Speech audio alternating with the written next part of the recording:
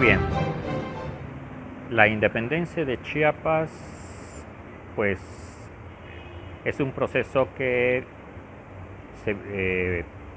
toma, digamos, su momento culminante en el año de 1821, tras la declaratoria y sobre todo la consumación de la independencia en el virreinato de la Nueva España, lo cual ocurre pues teniendo al frente a la figura del general Agustín de Iturbide, quien a principios de año había lanzado el Plan de Iguala y posteriormente avanza con el llamado Ejército Trigarante a la frontera con el reino de Guatemala, digamos que se acerca a Oaxaca, y en este momento es cuando los acontecimientos adquieren importancia crucial para el llamado Reino de Guatemala, pero particularmente para la provincia de las Chiapas, que en este momento era, digamos, la primera provincia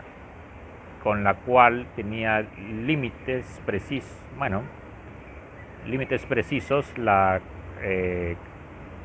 el virreinato de la Nueva España. Digamos, esto va a dar lugar a que en agosto de 1821, tras la ocupación de la capital de la provincia de Oaxaca, Antequera, va a haber, digamos, cierta inquietud en Comitán, la segunda ciudad de la provincia,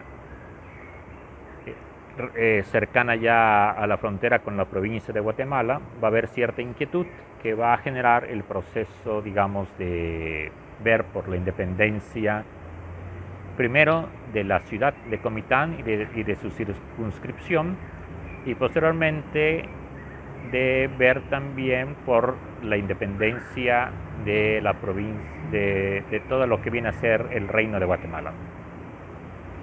Consecuentemente, esto nos va a llevar, digamos, a las reuniones que realiza el Ayuntamiento de Comitán, y de esta manera vamos a ver que hay reuniones el día 27 y 28 de agosto de ese año de 1821, durante los cuales vamos a tener, digamos, la participación de los miembros del Ayuntamiento de Comitán, pero también de la gente principal del lugar.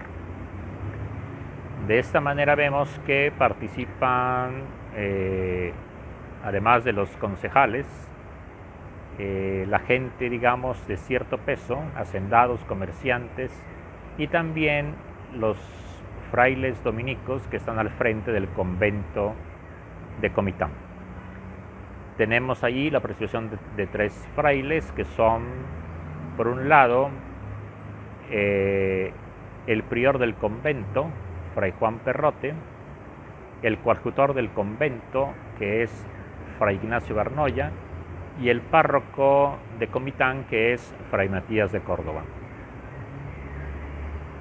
De esta manera vemos que en estos 2 días se va a discutir la cuestión de si la ciudad de Comitán se va a independizar respecto de la corona de España. Y bueno, pues finalmente se llega a la conclusión el 28 de agosto, o sea, al día siguiente. Es día martes, por cierto, martes 28 de agosto, y se hace entonces la firma de la independencia en ese mismo día, 28 de agosto. Tras declarar la independencia de Comitán y de su circunscripción, se pasa a ver la cuestión de instar a las demás provincias, comenzando por la capital de la provincia, de Ciudad Real, y bueno, pues es así como Ciudad Real va a declarar la independencia el 3 de septiembre, jurado el día 8.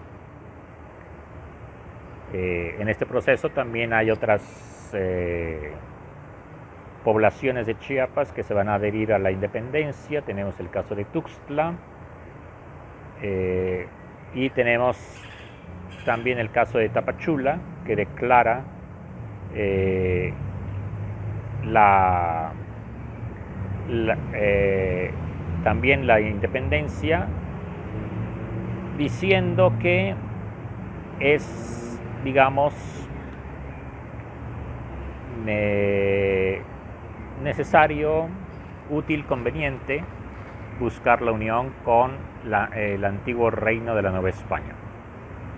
Y es así como se lleva a cabo la declaratoria de independencia de Tapachula. Se dice que en realidad la provincia de Ciudad Real está más inclinada hacia el virreinato novohispano y no tanto hacia las demás provincias del Reino de Guatemala, y que por lo tanto conviene buscar la unión con el naciente imperio mexicano propuesto por Agustín Iturbide. Los tapachultecos dicen que en otro tiempo el Reino de Guatemala y sobre todo Chiapas tuvo un opulento giro. Esa es la frase, la expresión que utilizan, opulento giro, con el virreinato de la Nueva España. Y encuentran que sería funestísimo que permaneciera, digamos, la unión con Guatemala. Y bueno, la perspectiva de mejorar de suerte hace que el ayuntamiento tapachulteco exprese que, bueno, buscará engolfarse en el insondable piélago de delicias que le estaría en un momento dado ofreciendo la unión con el imperio naciente de Iturbide. Tenemos entonces aquí, pues, que los tapachultecos están interesados en la unión con México, y que buscan por todos los medios, en un momento dado, desprenderse de la unión con el Reino de Guatemala. Es esto lo que en un momento dado pues, nos da la perspectiva de que es, digamos, una unión buscada de manera, podríamos decir, unánime en todo Chiapas. No es únicamente Tapachula, también Ciudad Real, en un momento dado, Tuxtla, Comitán, pues todos en un momento dado buscan la unión con el imperio mexicano que está surgiendo hacia digamos, el norte, en dirección occidente, hacia el norte, hacia la Ciudad de México.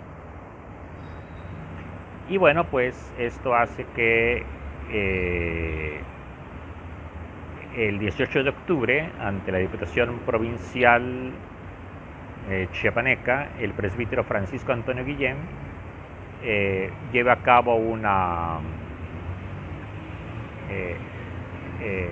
intervención frente a la misma Diputación, pidiendo que se busque la unión ya de una vez con México, con el naciente imperio mexicano, y que se nombre un comisionado que vaya a la Ciudad de México a promover esta unión.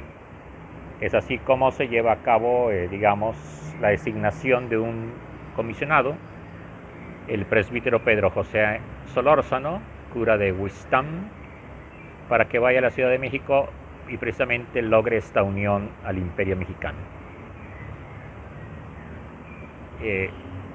Solórzano parte a cumplir con esta misión y lo consigue en enero del siguiente año, mediante decreto que expide la regencia del imperio el 19 de enero de 1822, por el cual se declara que la provincia de Chiapas es parte del imperio mexicano.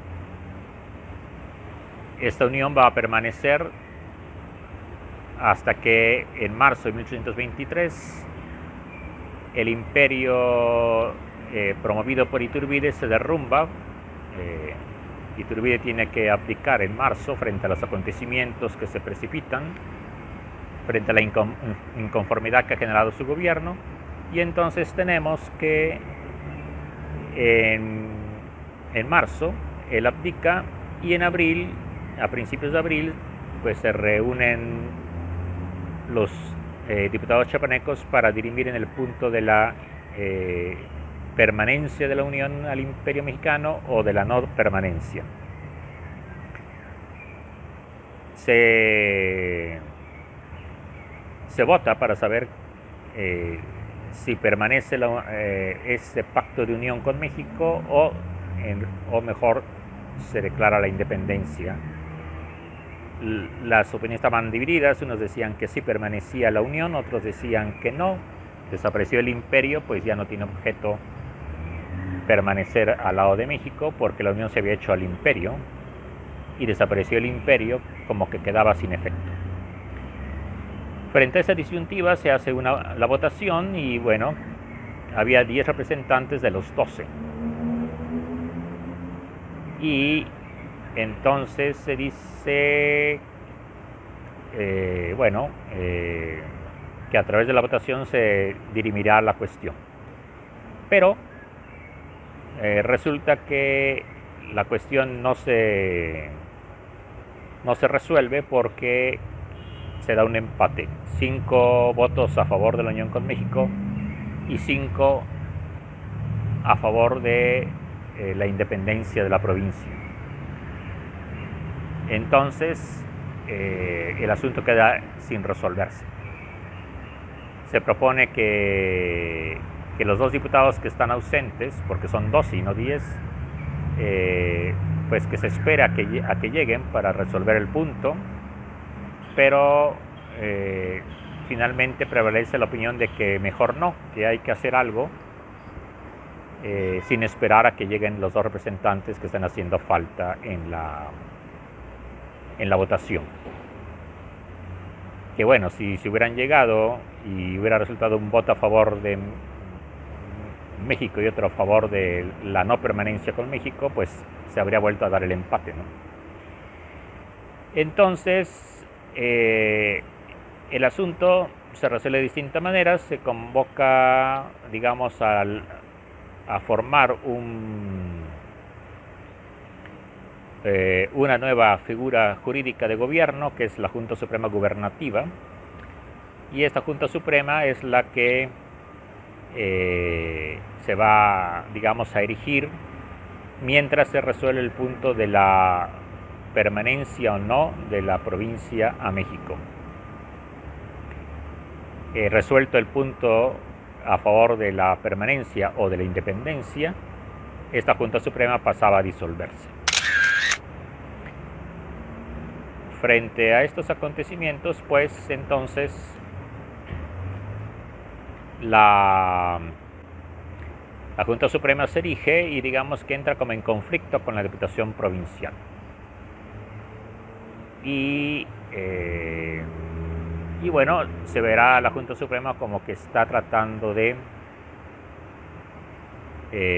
dividir, digamos, y en un momento dado estar promoviendo más la autonomía de la provincia y la independencia que realmente mantenerse neutral, imparcial y procurar por una votación transparente que tendrá lugar tiempo más tarde respecto al punto de la unión o no de Chiapas con México.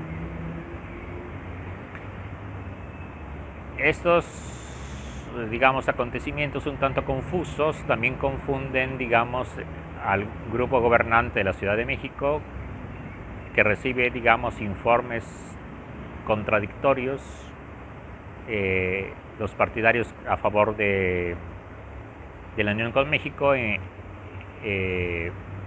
van a declarar que ellos están, digamos, en contra de lo que está haciendo la Junta Suprema, ¿no? Acusan a la Junta de estar tratando de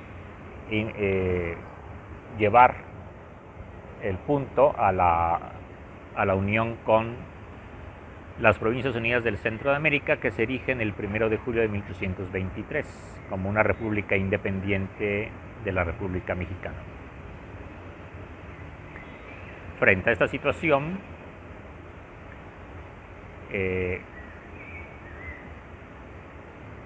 el secretario de Relaciones Exteriores mexicano, Lucas Salamán, va a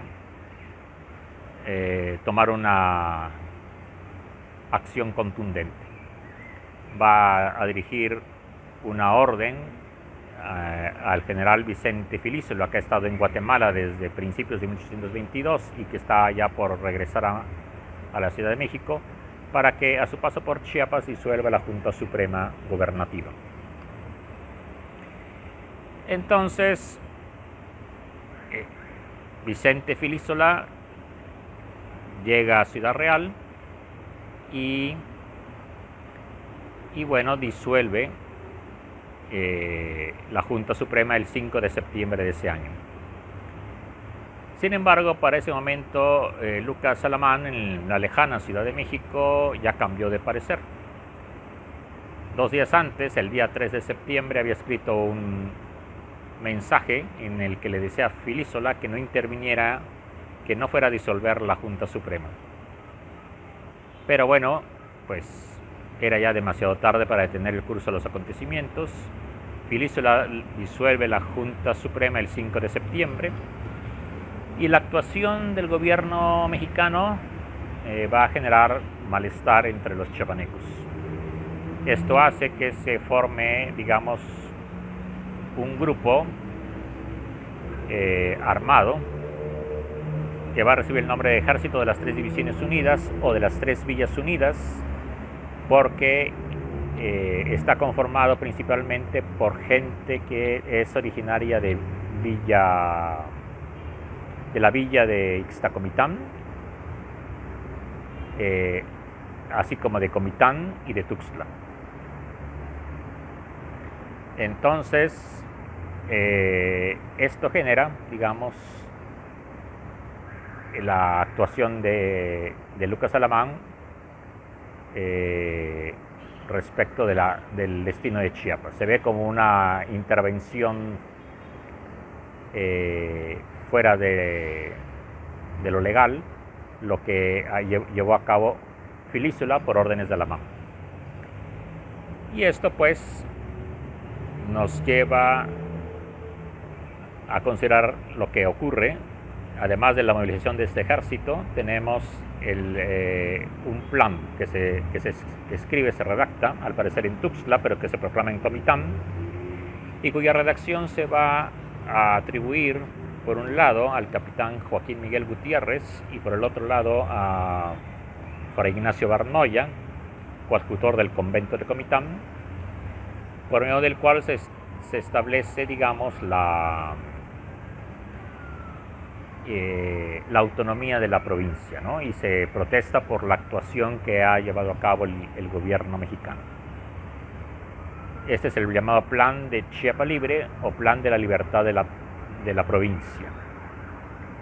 Bien, Filísola no se encuentra en Ciudad Real. En su lugar ha dejado al teniente coronel Felipe Codallos, quien decide, tras convocar a un consejo de guerra, abandonar la provincia. Lo lleva a efecto y además de eso se restituye la Junta Suprema. Lo hace nada más con la mitad de los miembros, porque los otros miembros no están en Ciudad Real en ese momento, han ido a sus lugares de origen, pero se vuelve a constituir. Y bueno, con esto ya las tropas de Ciudad Real, algunas de ellas, no todas, entran en la capital provincial a principios de noviembre de 1823.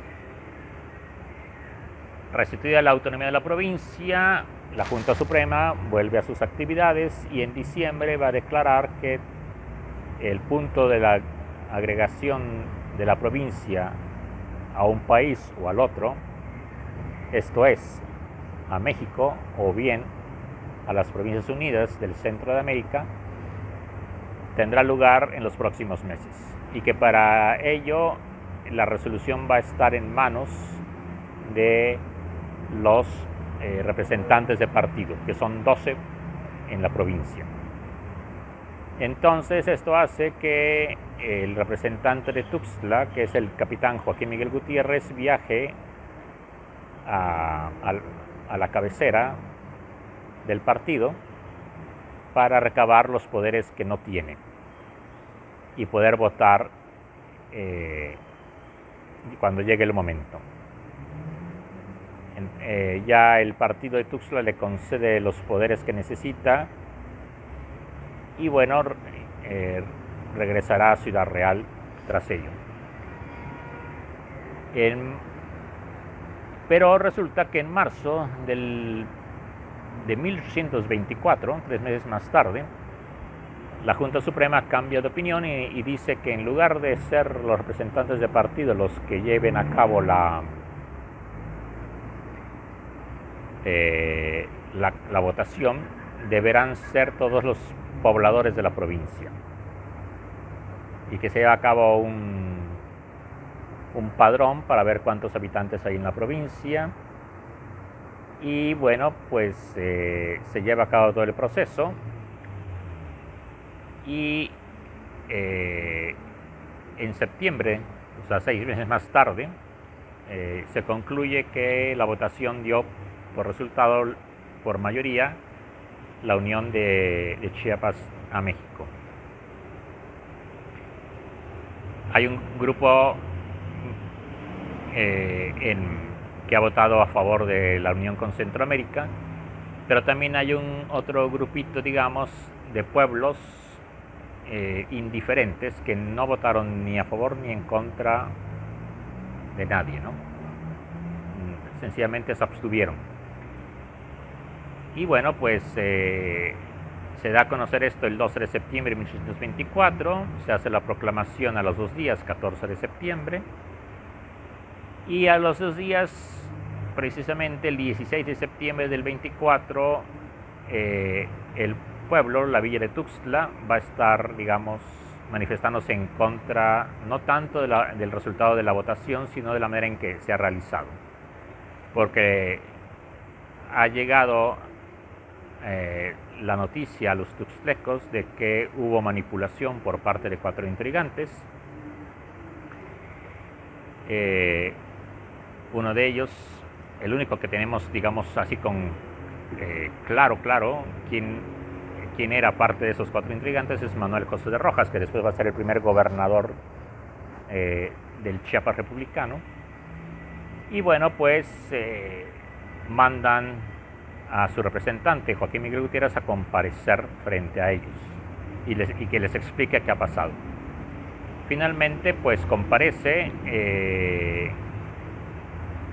tras el debate que surge, durante el cual el propio Gutiérrez siente que las cosas se van a complicar. Finalmente el asunto se resuelve de manera favorable, digamos, favorable en cuanto a lo que esperaba Gutiérrez, y bueno, pues se calman los ánimos y se acepta la explicación que él ha dado respecto a cómo tuvo lugar la votación. De esta manera, el Ayuntamiento de Tuxtla va a retirar su protesta, lo hará el 7 de octubre, y Chiapa de Indios, que había secundado la protesta de Tuxtla, también va a retirar la suya propia. Chiapa de Indios había dicho que en un momento dado la inmensa mayoría de los pueblos indígenas no están en capacidad de votar y que por lo tanto era de pensar que ahí había habido una manipulación. En todo esto, Tapachula, digamos, asume una actitud un tanto diferente a lo que había asumido en 1821 y 1822. En mayo del 24, Tapachula había dicho que estaba a favor de la unión con México. 2 meses más tarde, en julio, cambia de opinión y dice que va a estar más bien promoviendo la unión con las Provincias Unidas de Centroamérica. Y bueno, esto no habría tenido mayor importancia de no ser porque Tapachula, tras hacer esta declaratoria, decide buscar la unión con las Provincias Unidas de Centroamérica. El problema estaba en que para este momento el proceso plebiscitario no ha terminado, está apenas llegando a su fin, pero no ha terminado. Y Tapachula actúa de manera, digamos, independiente, como en su momento había actuado de manera independiente Comitán, y también habían actuado otros ayuntamientos en Chiapas al momento de la independencia, en el 21. Entonces esto provoca la protesta, digamos, del gobierno mexicano posteriormente, cuando ya la provincia de Chiapas se une a México, porque el 18 de agosto de ese año las Provincias Unidas van a declarar a Tapachula parte de su territorio. O sea, lo está haciendo un mes antes de la declaratoria final de la unión de Chiapas a México. Bueno, esto va a provocar un problema diplomático entre México y Centroamérica. Se movilizan tropas, pero finalmente se decide que la cuestión se va a resolver por la cuestión diplomática, ¿no? Mediante diálogo, mesas de diálogo, antes que por la vía de las armas. Entonces, esto se va a prolongar, digamos, años de años, durante los cuales una y otra parte van a decir que de este lado no ha habido mucha voluntad, o que del otro lado no la ha habido. Van a haber, digamos, acusaciones mutuas de que las negociaciones no avanzan porque la otra parte no está interesada en avanzar en la discusión. El asunto se prolonga durante años.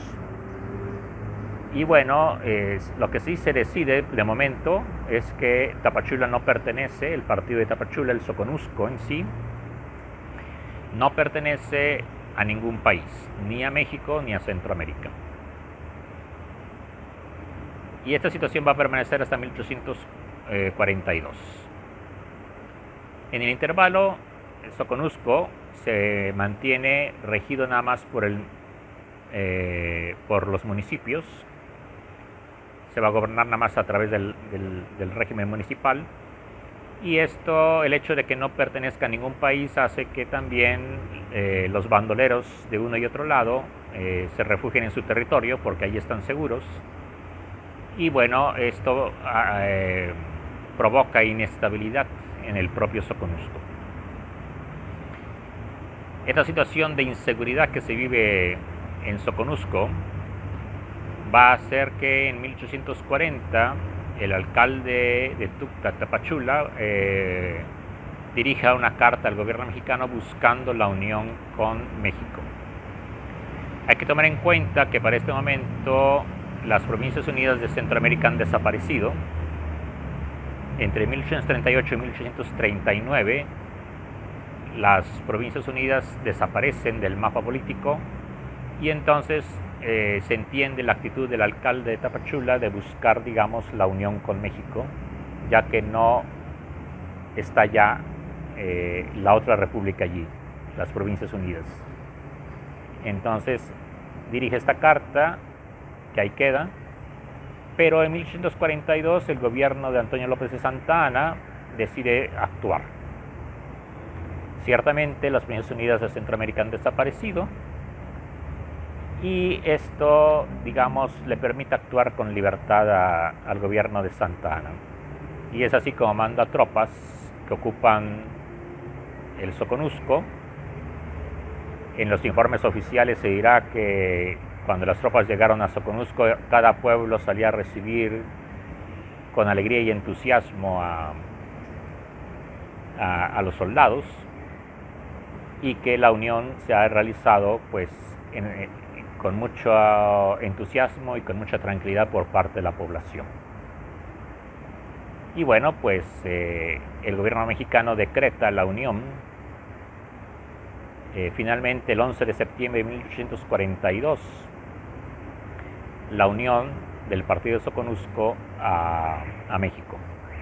Esto provoca, digamos, la protesta del gobierno de Guatemala, del estado de Guatemala, que era uno de los estados que conformaban la Unión de Centroamérica,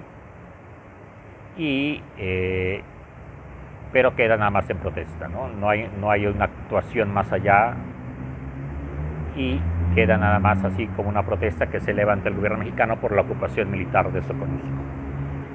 Y es así como Soconusco pasa a formar parte de la República Mexicana, incorporándose como una parte integrante del estado de Chiapas, ¿no? Bueno, para este momento no es estado, es el departamento.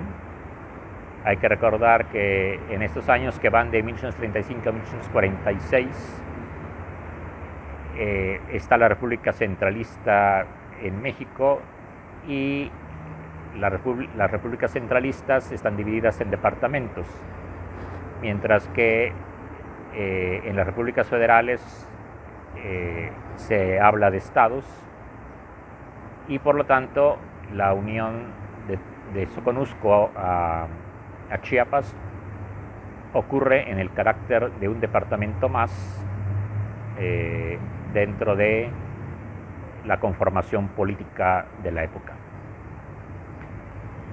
Pues bien, esto sería, digamos, el recorrido de Tapachula en estos años turbulentos, digamos, que van de 1821 a 1842.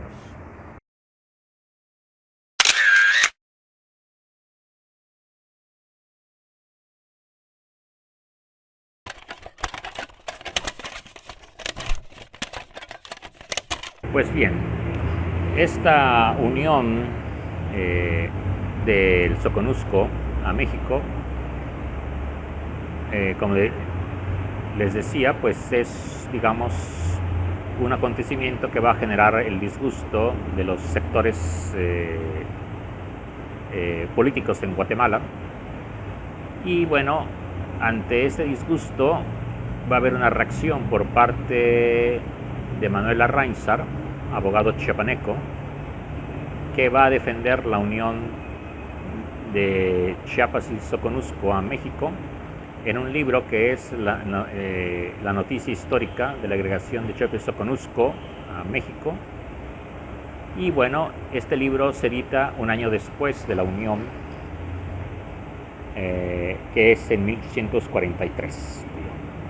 Entonces, digamos que esto es motivo, digamos, de discordia entre mexicanos y guatemaltecos. Hasta el día de hoy hay cierto desazón en Guatemala por la cuestión de Soconusco y también de Chiapas. Pero bueno, el libro de la Arrainsar es un libro muy extenso que va a llevar pormenorizadamente la cuestión paso por paso y va a defender a ultranza la unión de Chiapas y Soconusco a la República Mexicana, pero sobre todo de Soconusco. Y bueno, pues esto lleva a considerar la cuestión de la autonomía de los ayuntamientos. La Arrainsar dice que el ayuntamiento de Tapachula no tenía ninguna autoridad como para declararse unido a la República Central, la República Centroamericana, pero si Soconusco no tenía esta autonomía, pues tampoco lo había tenido el ayuntamiento de Comitán al momento de declararse independiente del Reino de Guatemala y de España, prácticamente, ¿no? Entonces esto pues nos da a entender, digamos, las rispideces que se dan al respecto y que no van a terminar con la respuesta de la Arrainsar en 1843. En 1875, 32 años más tarde, un guatemalteco que está refugiado en México, Andrés Dardón, también va a protestar, digamos, en un folleto que publica en México por la forma en que se agregó Soconusco y Chiapas también a México. Y bueno, la Reinsar vuelve otra vez a lanzarse a responder a Dardón y publica un segundo libro, Ya preciso conozco, por motivo de la cuestión de límites entre México y Guatemala, que lo publica en ese mismo año, 1875. En realidad, lo que dice la Reinsar es lo mismo que había dicho 32 años más antes en la noticia histórica. Y bueno, pues esto va, digamos, a ser como un volver a los mismos argumentos del pasado. Y esta respuesta de la Reinsar también va a encontrar una respuesta por el lado de la vía diplomática, con la nota de José María Lafragua, que ese mismo año se publica respecto a estos reclamos del gobierno guatemalteco respecto a la unión de Chiapas y Soconusco. Pero además de esto tenemos la respuesta que da Matías Romero, diplomático mexicano, que va a publicar un cúmulo de documentos que alcanzan las 700 y pico de páginas, documento tras documento, para de esta manera refutar lo que se ha dicho del lado guatemalteco. Este libro es el bosquejo histórico de la agregación de Chiapas y Soconusco a México, que se publica precisamente en ese año de 1877, y con esto Matías Romero pues responde por su parte con este cúmulo de documentos de manera, digamos, que él considera contundente. Responde a los cuestionamientos del gobierno de Guatemala o de los particulares guatemaltecos que en un momento dado están viviendo en México, como es el caso específico de Andrés Dardón. A Matías Romero le va a corresponder en 1882 la firma del Tratado de Límites entre México y Guatemala, por el cual el gobierno guatemalteco renuncia a cualquier reclamo sobre los territorios de Chiapas y Soconusco. Y esto hay que entenderlo también desde la perspectiva centroamericana. Los intereses del presidente de Guatemala para este momento, Justo Rufino Barrios, es la de dejar atrás la cuestión de Chiapas y Soconusco para embarcarse en un proyecto que le interesa más todavía, que es la de buscar la unión de las repúblicas centroamericanas para volver a constituir lo que habían sido las Provincias Unidas en el lapso de 1823 a 1839. Quiere volver a restaurar esta unidad.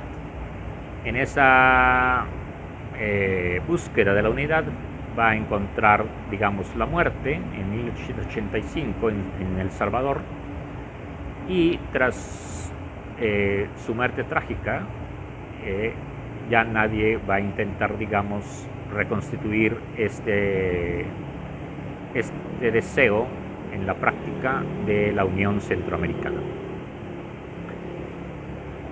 Pero bueno, esto nos da en perspectiva lo que se generó alrededor de la cuestión de Chiapas y Soconusco.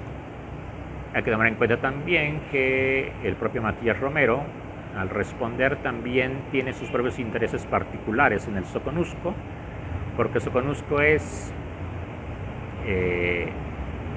un lugar de riqueza especial, donde en otros tiempos se había cultivado el cacao, pero en el siglo XIX lo que interesa es el café.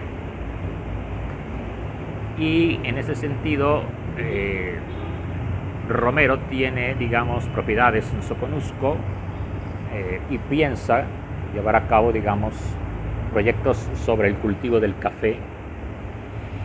Y para esto publica un libro en Estados Unidos, en inglés, sobre el cultivo del café. Le interesa, digamos, promover, digamos, esta riqueza de Soconusco para este momento, para lo cual necesita sacar provecho. Y claro, la cuestión de límites es importante para él, porque le permite de esta manera afianzar sus propiedades en el territorio soconusquense. Todo esto da pues una perspectiva diferente, los intereses nacionales y los intereses particulares unidos alrededor de la figura de Matías Romero, y nos da pues también, digamos, un escenario de lo que vienen a ser, digamos, los intereses que se juegan en la delimitación de las repúblicas, en este caso entre México y Guatemala. Pues bien, esto, digamos, viene a ser lo que redondea la cuestión de Chiapas y Soconusco en referencia a la pertenencia a uno u otro país. Muy bien, pues gracias.